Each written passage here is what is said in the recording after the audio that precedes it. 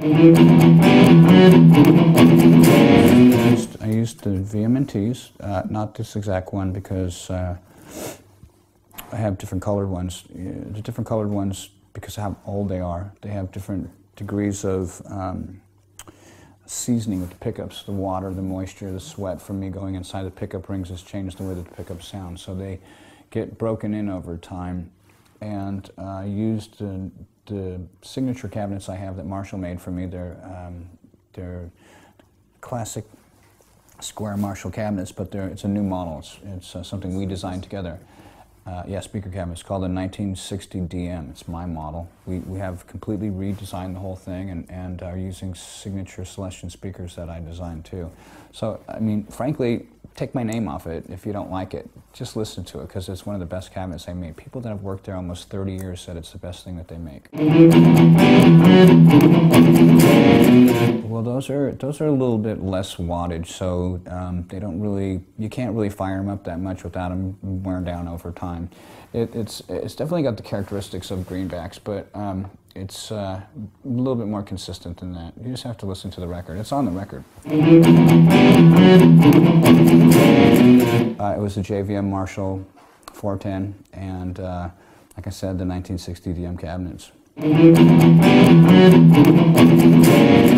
I don't practice. Because I get bored doing it. Usually what happens is I'll write something when I start playing, and I'm never ready to record. So my brain tells me, don't pick up the guitar. Okay. Because if you're going to write something and you're not going to record it, you're going to get pissed off. Okay. And I've done that so many times. I'll start playing something and I'll look around and I'll look for my cell phone so I can call my voicemail and then listen to what I'm doing over the voicemail. And my phone's always away someplace. I have to walk a couple steps, and by the time I come back to the guitar, I have to pick it back up and sit down. I've forgotten what I've done. And, you know, the difference between one note means all the difference in the world, you know? Well, the technique is really, it's based on a lot of things. It's not just the right hand, it's what you're doing. And, you know, I pedal on all different kinds of strings. You're talking back and forth like this, that's either called pedaling or butterfly picking. And I do a lot of down picking, which is the same exact motion as butterfly picking, except you're not picking it on the way back up. So one is down picking like this, and the other is...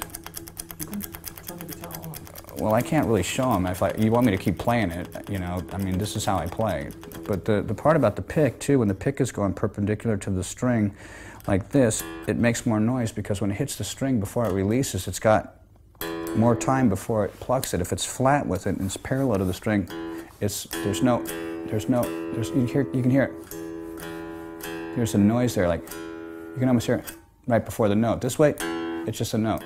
So I try and pick as much as I can, pedaling over the string with the pick parallel to the string like that. And if I mute the string with a little bit of the meat on the outside of my palm here, it makes the string sound better, so it's percussive. If I open it up, that's the same thing. It's the same thing pedaling. You're just sliding your hand up.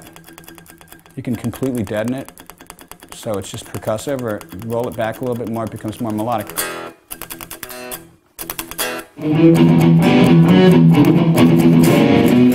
Okay, that is, so that part, that's the beginning part. It has a couple different variations of that, and then the verse part is,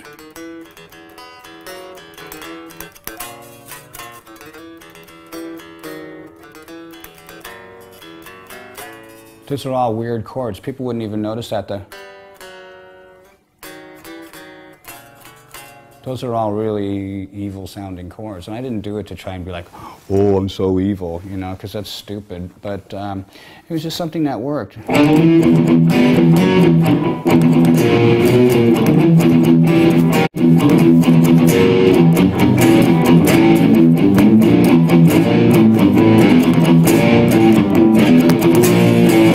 at the very end, I go from those weird chords to a power chord because it has finality to it. So what I'm going in this kind of shape, which is basically the same shape as a normal G chord, that's a G.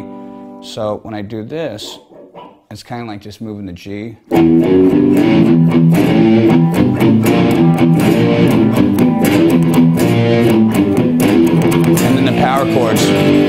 that ends it. And then it's the same thing again.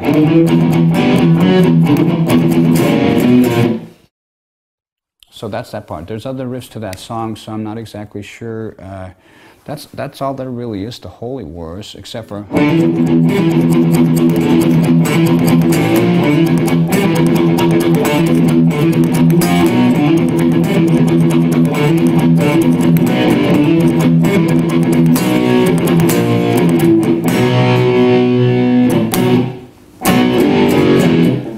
That's the progression on that too. So the second part of that song, The Punishment Due, is different. It's, and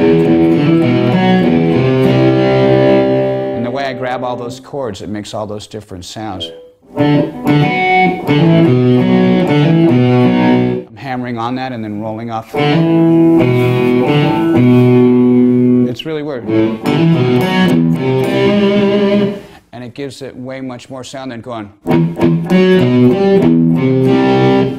That's boring, you know, so I go.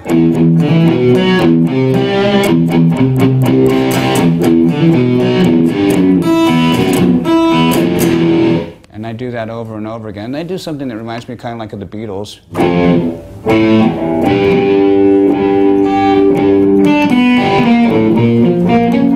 Let me do this right.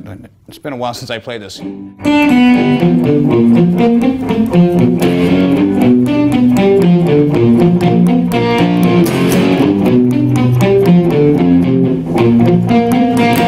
I'm doing a C chord there.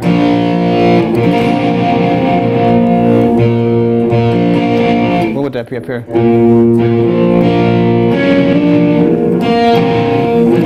That's what the chord would look like if you did it this way.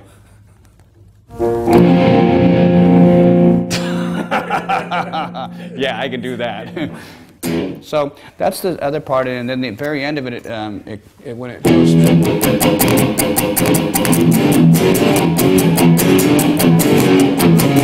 and then it changes back to the funky chord again.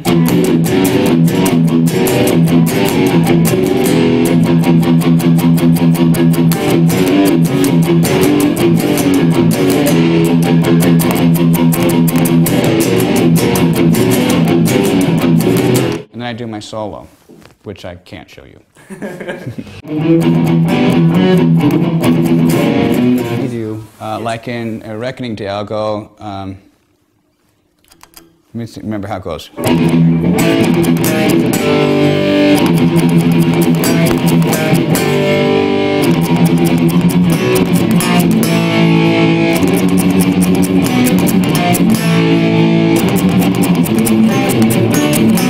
Yes, I'll use the G on that bar.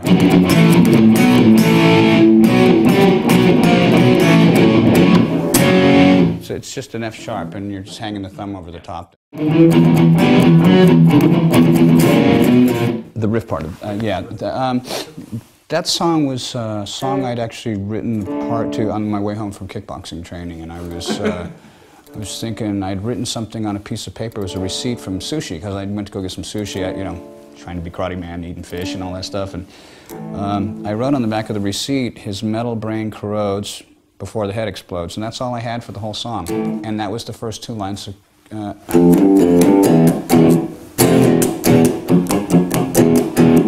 There's different ways to do it. There's that way, and then I go, which is a version of the spider chord, or sliding off here. And that just does different stuff. Like there's another technique I started, sliding into chords like that. I did it with the stuff that, some of the stuff I did with Metallica. Like, what was it? I did that. That's my riff. So I came up with that stuff, and I think it's really heavy when you do that. Instead of going like, that's heavier. Yeah. So. I don't have a famous scale. They were there before I was here. So I like playing some of the basic, rock and roll scales, which are primarily blues scales, pentatonic scales. I like the chromatic scale. I also like the harmonic minor scales. Playing in major is kind of a little too happy for me. you know. I think that's okay for, you know, bands like Bruce Springsteen, you know, to have that kind of, you know, huggery, you know, this kind of crap, you know. I don't do songs like that, you know. So I have to have songs that explain what my feelings are, and I write music that's a little bit more about what's going on inside of me, and, you know, I'm sorry, I just don't write songs that are like, you know, throwing bouquets of flowers into the water, you know. I'm a guy that sings about, you know, same kind of stuff, but, you know, the different side of the coin. You know, it doesn't make it any worse or any better. It's still the same thing. You know, I have love songs too. It's just my love song, boy meets girl. Boy doesn't like, girl doesn't like boy, boy kills girl. You know, it's a typical love story, right?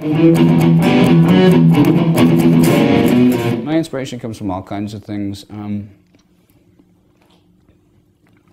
Any given day, there's all kinds of different stuff that happens. Watching the news. I went to dinner the other night and I was having pizza, and this dad was talking to his daughter. And the daughter was probably around 7 or 8. She looked at me and smiled, and I looked at her, and I'm a dad, so I could tell she was really little. And I'm listening to the dad, and he's going, "Mommy's a liar. Mommy caught Daddy.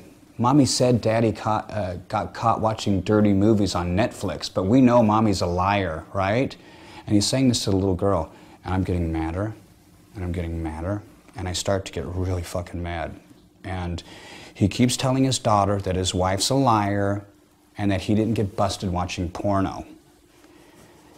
And I'm going, psst, psst. I'm trying to get him to look at me so I can go, anything, you know. At this point, I was ready to smash his face in his pizza. And I got up and I just walked out. And when I walked out, I was dripping sweat, and I wanted to hurt him so bad for what he was doing to that little kid. That's not right, you know? It ain't my place to tell him what to do, but you know what? Somebody's got to do something about that, you know? And I know when I was a kid growing up, I didn't have anybody to protect me. I was on my own. So you see stuff like that, that affects you. That influences your day, you know? It ain't all strawberries and orgasms. Sometimes there's bad stuff that you see, you know? And I take the good with the bad, and I hope for the best with people, and I expect the worst, and I'm never disappointed. You know, it's been a long ride. It's been very interesting. I've seen a lot of stuff. I've seen people get run over by cars. I was in a car that ran somebody over, killed him, and the guy didn't even want to stop. He was a taxi driver in Atlanta, and he called him the N-word after he killed him. He wasn't even going to stop. That's not right.